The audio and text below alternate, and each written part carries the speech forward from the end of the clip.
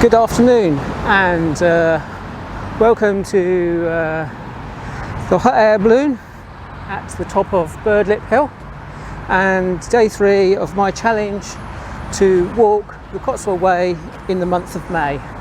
As you can see, the traffic is very busy here, so I'll bring you back when we find somewhere a little quieter. So due to lifts, decided that I'm going to do day 3 as an afternoon walk and evening walk. It doesn't get dark until about 9 o'clock. I think sunset's 9, just about 9 o'clock. So I should be able to get done the mileage. I was supposed to be going to Painswick, but it's only like 9 miles from where I am here, so I thought I'd push on and head for Stroud, which will be 55 miles in. So that's why I said good afternoon, because it's an afternoon and evening walk. And here's our first view from the top of Birdlip Hill. You see it's all very misty. It's been wet over the last 24 hours. And obviously up there is Prickly Hill, which was towards the end of day 2. Right, so first port of call is Birdlip along the escarpment. So up there is Birdlip, and this is old Roman road that comes from Cirencester to Gloucester. It's the Ermine Street. I walked the Cotswold Way before. This was the signage that designated it was the Cotswold Way, because it wasn't a national trail. I've seen a lot of these in the woods so far. I'm sure we'll see a load more too. So this is Cooper's Hill, where they do the cheese rolling. It's done on Spring Bank holiday, which is the second May Bank holiday. They start up there, and a wheel of cheese is sent down, and basically they race down the hill, and whoever gets to the bottom, the fastest, wins a double Gloucester cheese. The cheese sent down can reach speeds of 70 miles an hour and weighs between 3 and 4 kilograms. It was believed that the tradition was originally done on Midsummer's Day, and the cheese represented the sun, and it was people rushing down to try and stop the sun disappearing as we headed off into winter. Right, we're going to go up through Cooper's Hill Woods. As you can probably hear, puffing somewhat, pretty steep climb up, and I'll show you how steep the hill is. This is the view from the top. There you go. It really is very, very steep, and maybe a little mad to try that. I don't know. Everybody to their own. Right, let's go off this way. Just coming through Buckwood, and masses of bluebells as far as the eye can see. Yes, beautiful woods. Obviously been undisturbed for many years. And the Cotswold old stone wall there.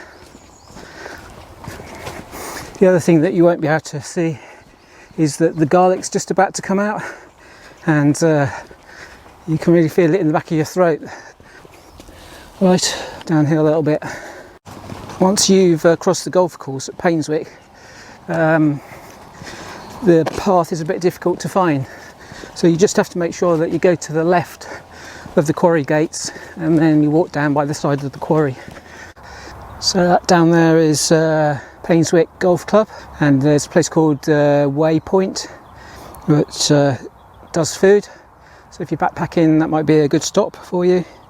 The view across the valleys, really lovely. This is looking into the Cotswolds eastwards. Right, let's go, not far to Painswick now. So this is Painswick High Street. It's got some shops, and famous for its church with its yew trees, so we'll just go down and have a look now. So this is the church at Painswick with its famous yew tree avenue.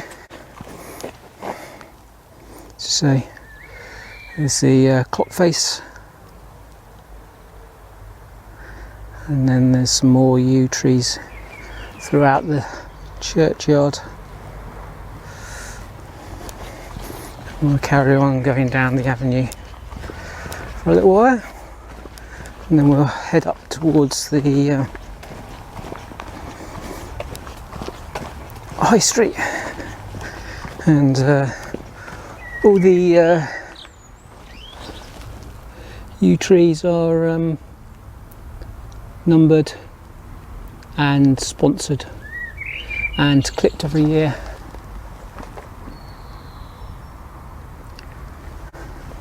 Yes, it's quite an impressive sight. It's believed that there's only 99 yews in the churchyard. They reckon that the devil won't allow 100th, but I think that's a bit of an old wives' tale.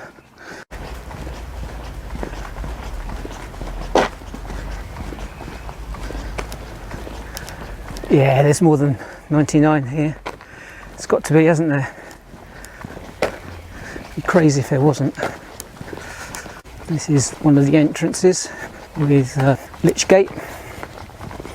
I believe the wood was taken from the spire that fell down. And there's an inscription there.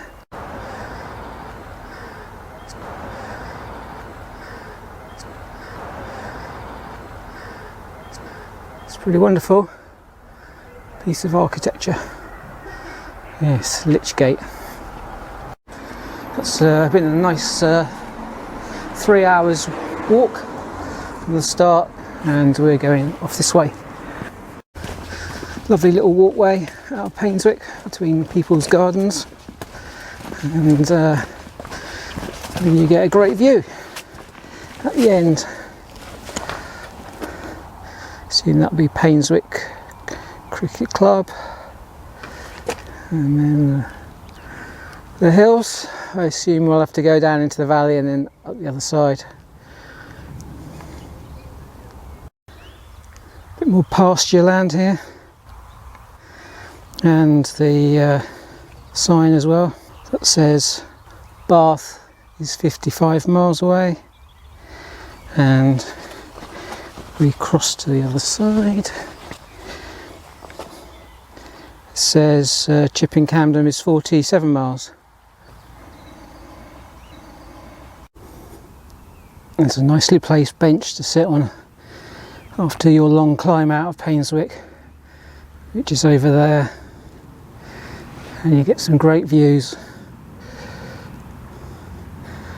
down the Painswick Valley towards what will be eventually Stroud, which will be down this way another 5 or 6 miles maybe. Right, let's press on. Weird collection of tree stumps in the woods.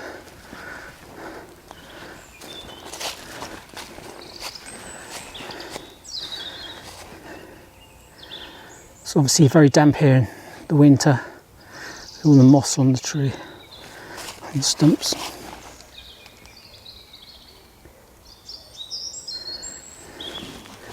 Another beechwood to walk through.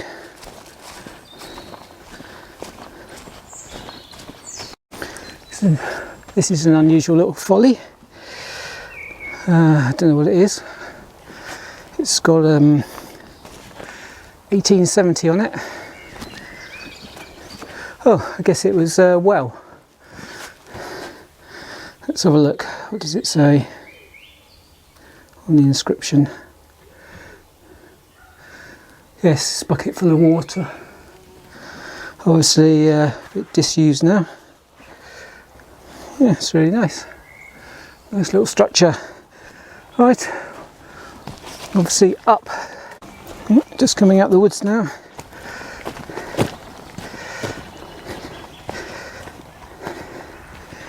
And Wow, what a view. I don't know if you can see there in the sunlight.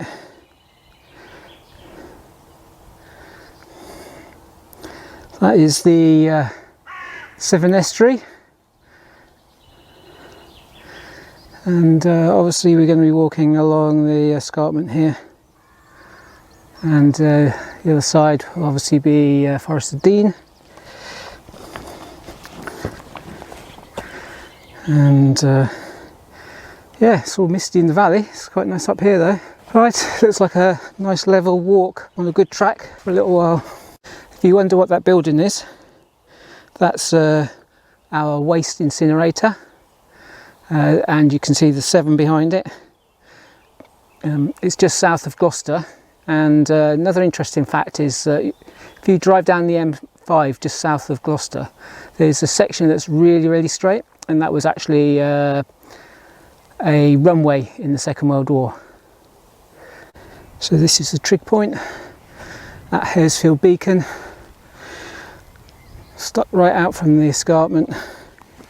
We'll be wandering along the escarpment there and down into Stroud,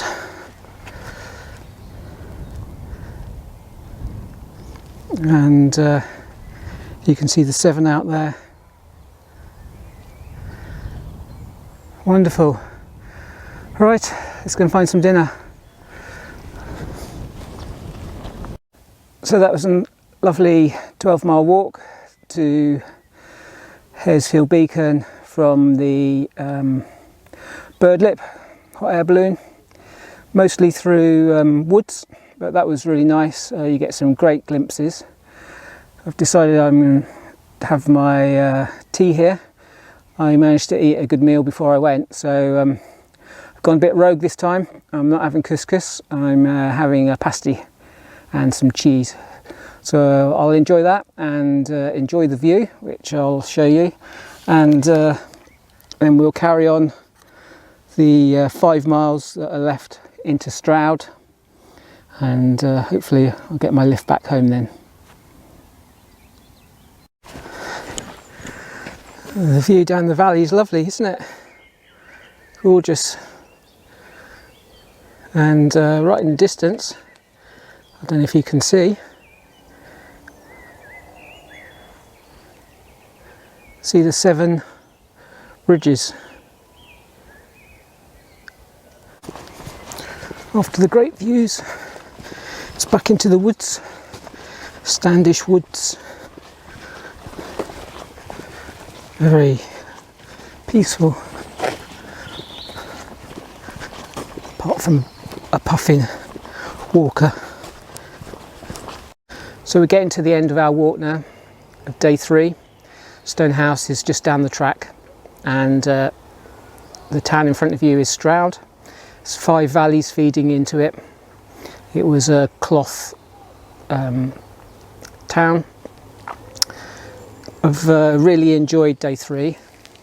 Most of it has been walking in some absolutely gorgeous woodlands, like the one you can see behind me, and there has been some spectacular views across the Severn Valley out towards the Forest of Dean, and we could see up the Malverns and that way.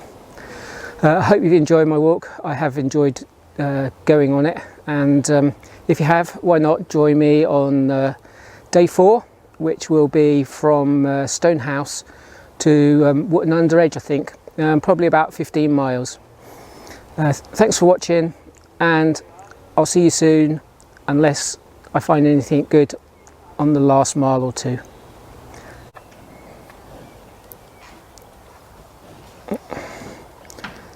Cow having a scratch, and in the background we've got the Severn and the Forest of Dean behind it.